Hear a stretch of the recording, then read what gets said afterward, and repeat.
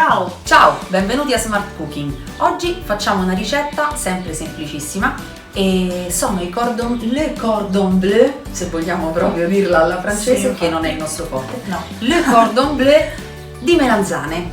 Al posto dei petti di pollo usiamo le melanzane. Esatto. E Allora. Silvia ci elenca gli ingredienti. Sì. Allora, come prima cosa ovviamente ci serviranno le melanzane. Noi le abbiamo tagliate circa Una è 5 cm. Quanto avete fatto? 4 mm. Ah, ok. Millimetri. Millimetri, non centimetri. 4 mm, sì. Da sono troppi. Ok, volevo fare una specifica. Le melanzane quando le acquistate compratele sempre con le puntine abbastanza attaccate all'ortaggio, perché vuol dire che il frutto è stato colto da poco, altrimenti quando sono tutti arricciati, neri e alzati è più vecchio, quindi ecco. Ah, vedi, buona Così sapersi. dentro sono meno semose e più bianche. Ecco Sono qua. più fresche. Poi la mortadella, noi abbiamo utilizzato quella già affettata, però voi potete prendere anche quella fresca, è uguale, quella che vi piace di più.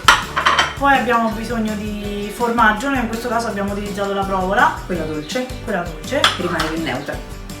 Mi piace Sì, possono pure il gorgonzola se vi piace, però insomma, Dio. farina, Per ok, infarinare, pan grattato pan grattato e uova.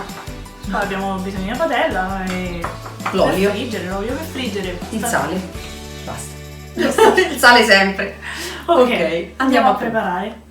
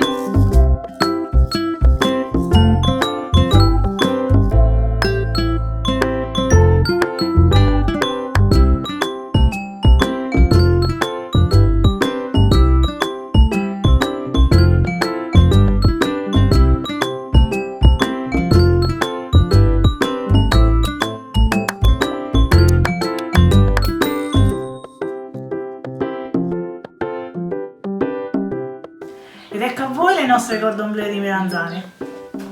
Sono molto Buone. belline e buone. È vero, si suicidano. Adesso assaggeremo. Molto volentieri. Infatti, Apriamo. Ecco qua. guardate come buono. Lila.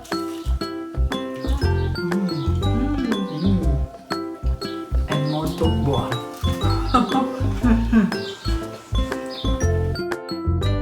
Oh, buono vero però,